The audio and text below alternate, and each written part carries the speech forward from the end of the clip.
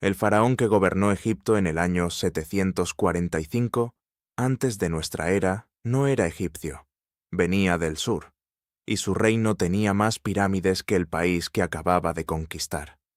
Lo que te enseñaron sobre África no es mentira, es un hueco con la forma exacta de algo que alguien quitó. El reino de Kush duró más de 1300 años. Construyó 255 pirámides. Derrotó a los asirios cuando Asiria era el terror del mundo conocido. Exportó hierro al Mediterráneo, a Arabia, al corazón de África. Y cuando cayó, desapareció de los mapas mentales de la historia con una precisión que ningún colapso natural explica. Hay civilizaciones que se pierden, y hay civilizaciones que alguien borró. Lo que nadie ha respondido todavía es de qué le tenían miedo. El sacerdote que abrió las puertas de Memphis no lo hizo por miedo. Lo hizo porque el hombre que llegaba del sur era el único que todavía trataba a los dioses de Egipto como dioses. El año era el 747 antes de nuestra era. Egipto llevaba décadas fracturado en principados rivales, cada señor local llamándose faraón, cada uno cobrando peaje sobre el Nilo, cada uno vendiéndose al mejor postor extranjero. El país que había construido las pirámides se había convertido en un mercado de lealtades rotas. Nadie lo había unificado porque nadie tenía ni la fuerza ni la autoridad moral para hacerlo. Entonces llegó Pille. No desde el norte, no desde el Mediterráneo, desde Napata, casi 2000 kilómetros al sur de Memphis, desde un reino que los egipcios llamaban la Tierra del Arco, la tierra de los que disparaban más lejos y más recto que cualquier ejército conocido, el reino de Kush. Pille no venía a destruir Egipto, venía a salvarlo de sus propios señores. La estela que mandó grabar después de su victoria es uno de los documentos más extraordinarios del mundo antiguo. No habla de masacres, habla de caballos mal cuidados. Pille recorrió las caballerizas de los príncipes derrotados, vio el estado de sus animales y escribió que eso era lo que más le había ofendido. No la traición, no la codicia, el abandono de sus caballos. Ese detalle no es anécdota, es la firma de una civilización. Kush no era una tribu que había tenido suerte. Era un estado con más de 800 años de historia propia cuando Pille cruzó la frontera. Sus reyes eran enterrados bajo pirámides, no dentro de ellas. Pirámides de ángulos más pronunciados, más altas en proporción a su base, construidas en piedra arenisca dorada, que el desierto nubio fabricaba de una manera que el delta no pudo imitar. Hay 255 de esas estructuras todavía en pie en el norte de Sudán. Hay más pirámides cushitas que egipcias. Ese hecho solo debería reescribir los mapas mentales de cualquier persona que haya estudiado historia antigua. No lo hace. Esa resistencia a reescribir tiene un nombre. Pero ese nombre llega más tarde. Lo que importa ahora es lo que existía en Meroe. No era todavía la capital cuando Pille gobernaba, pero sus hornos ya funcionaban. En ellos se trabajaba el hierro con una escala que en el siglo VIII, antes de nuestra era ventaja militar decisiva. El mundo mediterráneo conocía el hierro. Kush lo producía en serie. Hay una diferencia entre saber fundir metal y construir una red de producción que alimenta ejércitos, comercio y construcción continental. Meroe era esa red. Las escorias acumuladas alrededor de sus hornos, excavadas 20 siglos después, formaban montañas. No metáfora, montañas reales de residuo industrial. Pille tomó Memphis en menos de un día. Heliópolis cayó sin combate. Hermópolis resistió semanas. Cuando cayó, Pille no ejecutó a sus habitantes. Los perdonó. Al príncipe no lo recibió, no porque ordenara su muerte, porque un hombre que había dejado morir de hambre a sus caballos durante un asedio no merecía estar en la misma sala. La dinastía 25 había comenzado. Durante casi 70 años, la corona de Egipto perteneció a un hombre del sur, y en ese momento exacto, cuando un rey cushita se convirtió en faraón, Cuando el sur absorbió al norte, cuando la civilización que todos conocían fue gobernada por la que nadie estudiaba. En ese momento exacto, Kush cometió el único error que no podía permitirse. Se alejó de Meroe, no físicamente. El centro de gravedad se desplazó al norte. El Nilo egipcio, el Mediterráneo, las alianzas con los mundos recién conquistados. Era comprensible. Era la consecuencia natural de ganar.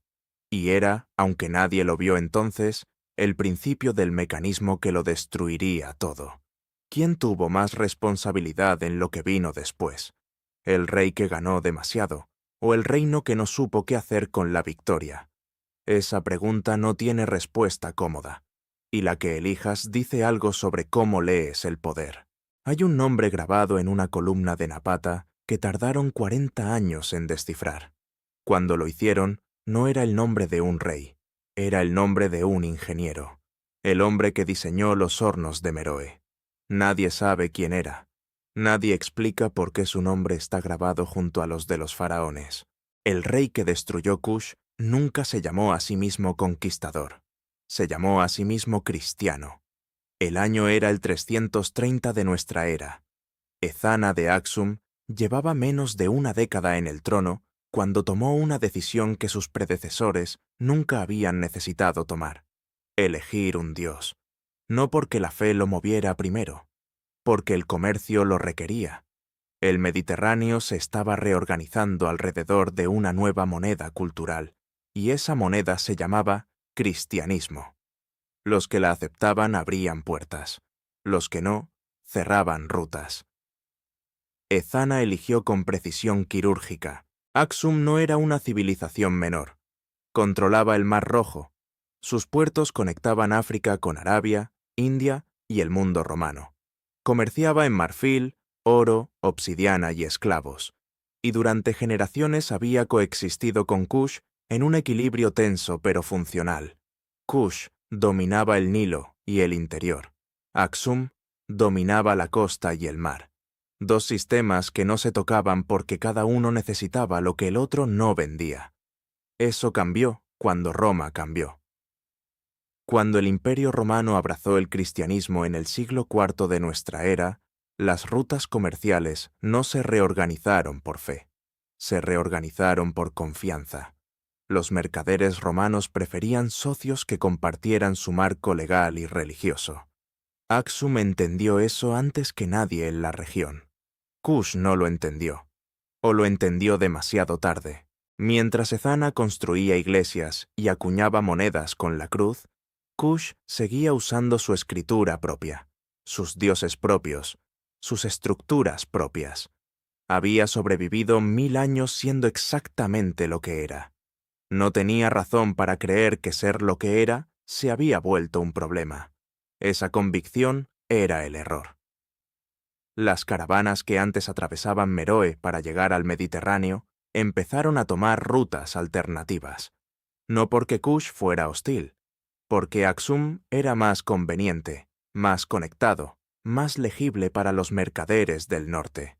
El hierro de Meroe seguía siendo igual de bueno, pero el hierro que llega más barato y más rápido gana aunque sea peor. El monopolio que Kush había construido durante siglos no lo rompió ningún ejército, lo rompió la logística. Durante décadas, Kush sangró comercio sin sangrar hombres, y entonces Ezana cruzó la frontera. Las fuentes sobre la campaña aksumita contra Meroe son escasas e imprecisas. Lo que sí documentan es el resultado. En algún momento entre el año 330 y el año 350 de nuestra era, Meroe cayó. La ciudad que había sido el corazón industrial y espiritual de Kush durante casi 800 años quedó abandonada. Los hornos se apagaron. Las élites kushitas se dispersaron al oeste, al sur, hacia regiones donde el brazo de Aksum no llegaba todavía. Ezana mandó grabar su victoria en una estela.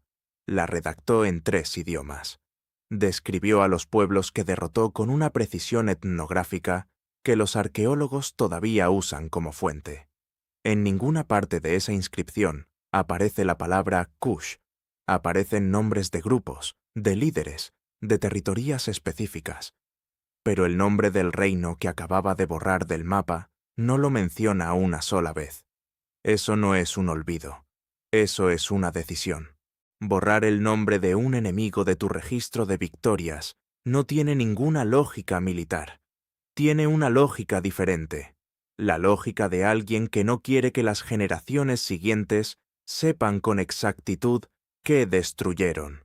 Lo que nadie en el siglo IV de nuestra era podía saber, ni Ezana, ni los ingenieros que apagaron los hornos de Meroe, ni los sacerdotes cushitas que huyeron hacia el oeste con sus textos, es que los registros que Kush había acumulado durante más de 1000 años no desaparecerían del todo. Sobrevivirían fragmentados, enterrados, dispersos en 3 continentes, y que 20 siglos después, la mayoría de esos fragmentos seguirían sin traducir, no porque el idioma fuera imposible. Hay una razón distinta, y esa razón es la que hace que todo lo que acabas de ver sobre la caída de Kush sea incompleto. Tú estás leyendo esta historia en el idioma de los que ganaron, para un momento, no para reflexionar, para entender exactamente qué acaba de ocurrir en tu cabeza mientras veías caer Meroe. Viste una civilización destruida por un enemigo más ágil. Viste un reino que no supo adaptarse. Viste la lógica implacable del comercio reemplazando la lógica de la fuerza. Todo eso es correcto. Y todo eso es exactamente lo que alguien necesitaba que vieras. La escritura meroítica fue descubierta por académicos europeos en el siglo XIX. La descifraron parcialmente en el año 1909. Identificaron los sonidos de los símbolos. Reconstruyeron su fonética con suficiente precisión como para poder leerla en voz alta. Lo que no han podido hacer, en más de 115 años de trabajo académico, es entender lo que dice. El idioma que está detrás de la escritura sigue sin traducción completa. No hay diccionario. No hay texto bilingüe suficientemente largo que permita reconstruir el vocabulario con certeza. Hay miles de inscripciones cushitas que nadie en el mundo puede leer todavía. Piensa en lo que eso significa con precisión, no como metáfora, como hecho concreto.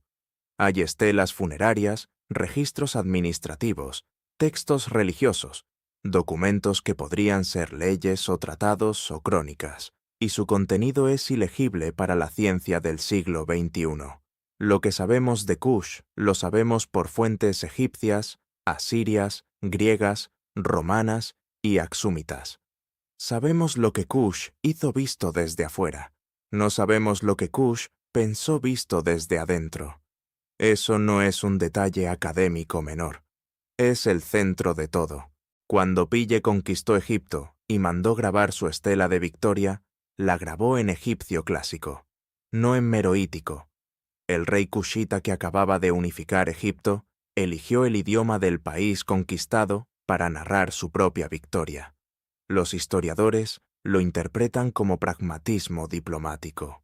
Puede ser, pero también significa que el único registro completo y traducible de su mayor logro está escrito en el idioma de los que él acababa de derrotar. ¿Cuántas versiones de esa victoria existen en meroítico? No lo sabemos, no podemos leerlas. Ahora piensa en los ingenieros de Meroe, los que diseñaron los hornos que produjeron hierro a escala industrial durante 8 siglos. Sus manuales, si existieron, y en una operación de esa magnitud es difícil imaginar que no existieran, estarían escritos en meroítico. Sus métodos, sus innovaciones, las razones por las que sus hornos producían a esa escala, mientras el resto del mundo antiguo fundía metal en cantidades marginales comparativas. Todo eso, si fue documentado, sigue enterrado en un idioma que nadie descifró, porque durante 200 años el consenso académico fue que no había prisa. No había prisa porque nadie creía que hubiera algo urgente que encontrar. Eso es lo que debes sostener en la cabeza, simultáneamente con todo lo anterior. La caída de Kush que acabas de ver no fue solo militar, ni solo comercial. Fue también documental. No murió solo el reino, murió la voz con que ese reino se describía a sí mismo. y esa voz no fue destruida de un golpe. Fue erosionada durante 20 siglos de silencio académico que nadie ordenó explícitamente y que, sin embargo, ocurrió con una regularidad imposible de atribuir, solo al azar. Aquí es donde la historia de Kush deja de ser historia antigua. Hay en este momento equipos trabajando en la traducción del meroítico con herramientas de lingüística computacional que no existían hace 20 años. Están encontrando patrones. Están reconstruyendo estructuras gramaticales. El idioma se está abriendo lentamente, inscripción por inscripción, morfema por morfema.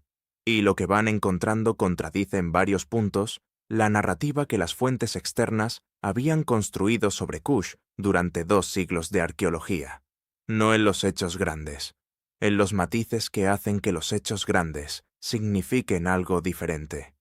Recuerda el nombre del ingeniero grabado en la columna de Napata junto a los nombres de los faraones, el que nadie sabe quién era, el que nadie explica por qué está ahí.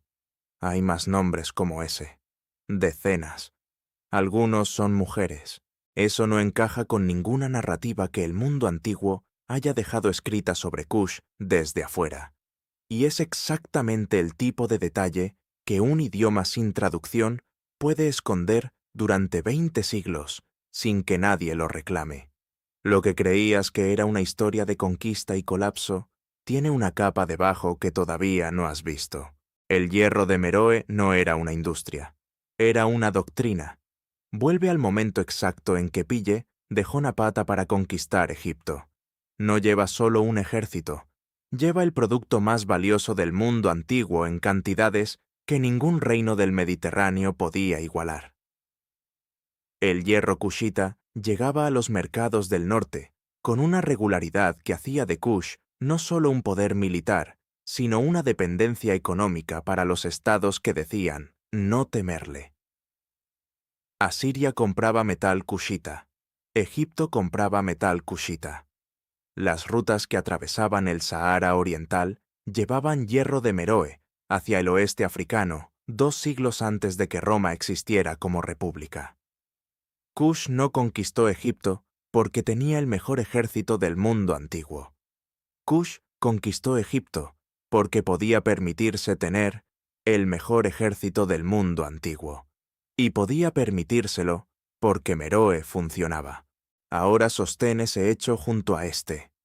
Cuando Pille se convirtió en faraón, su corte se trasladó al norte. Sus sucesores gobernaron desde Tebas, desde Menfis, desde los centros de poder del Egipto que habían unificado. Los contactos con Napata se mantuvieron. Los contactos con Meroe se espaciaron. No hubo una decisión de abandonar el sur. Hubo algo más peligroso que una decisión. Hubo una deriva. Durante casi 70 años de dinastía 25, el centro de gravedad del poder kushita fue el Nilo egipcio. Y durante esos mismos 70 años, la red de producción que había hecho posible todo ese poder fue administrada desde la distancia por gestores que no eran los arquitectos del sistema. Meroe siguió funcionando, pero funcionó como una herencia, no como una prioridad. Cuando los asirios de Asurbanipal invadieron Egipto en el año 667 antes de nuestra era, no derrotaron a Kush en batalla abierta. Hicieron algo más eficiente. Cortaron el Nilo como línea de suministro. El ejército kushita que defendía Egipto estaba operando a 2000 kilómetros de su base industrial. Sin reabastecimiento rápido, sin la ventaja logística que había hecho invencible a Pille, la dinastía 25 se retiró al sur en menos de 3 años. No fue una derrota militar, fue una ecuación de distancia que nadie había calculado cuando la victoria parecía permanente. Kush sobrevivió, volvió a Napata, reorganizó, y durante los siguientes 4 siglos construyó en Meroe algo que los arqueólogos del siglo XX llamaron, con una precisión que ellos mismos no valoraron suficientemente, la Birmingham del mundo antiguo. Hornos que no se apagaban, producción que no paraba. Una ciudad cuya arquitectura entera estaba diseñada alrededor de la lógica industrial. los templos, los palacios, las necrópolis organizados en relación a los hornos, no al revés. Meroe no era la capital de un reino que también hacía hierro. Meroe era una fábrica que también tenía reyes. Y cuando Axum cortó las rutas comerciales en el siglo IV de nuestra era, lo que destruyó no fue un símbolo político. Destruyó la única razón por la que todo lo demás había sido posible. Sin mercados, los hornos no tenían propósito a esa escala. Sin escala, la red de producción no era sostenible. Sin la red, el ejército perdía su ventaja estructural. Sin la ventaja estructural, Kush era un reino más antiguo que la mayoría, más sofisticado que casi todos, pero sin el mecanismo que lo había hecho diferente durante más de 8 siglos. Lo que parecía fortaleza era fragilidad con otro nombre. La autosuficiencia que había protegido a Kush durante 1000 años era en realidad dependencia de una sola arteria. El Nilo hacia el norte, las rutas hacia el Mediterráneo. El momento en que esas rutas se reorganizaron alrededor de Axum, Kush no tenía alternativa construida, no porque fuera incompetente, porque durante 8 siglos no había necesitado una. El ingeniero grabado en la columna de Napata, junto a los nombres de los faraones, el que nadie sabe quién era, dejó algo más que su nombre. Dejó una serie de marcas en los márgenes de la inscripción que los epigrafistas clasificaron durante décadas como decoración geométrica. No son decoración, son anotaciones técnicas en meroítico, y las pocas que han sido parcialmente interpretadas en los últimos años describen algo que el resto de la inscripción no menciona. Un sistema de distribución, rutas alternativas, una red secundaria diseñada para operar si la principal quedaba cortada. El ingeniero lo había previsto. Dejó instrucciones. Nadie las leyó durante 20 siglos, porque nadie creyó que valiera la pena intentarlo. Viste la historia de un reino que nació, conquistó, resistió y cayó. Esa historia es correcta, y es la historia equivocada. Lo que realmente viste, si vuelves ahora al principio con lo que sabes, es la historia de un sistema de conocimiento que sobrevivió a todo, excepto al silencio que le impusieron después.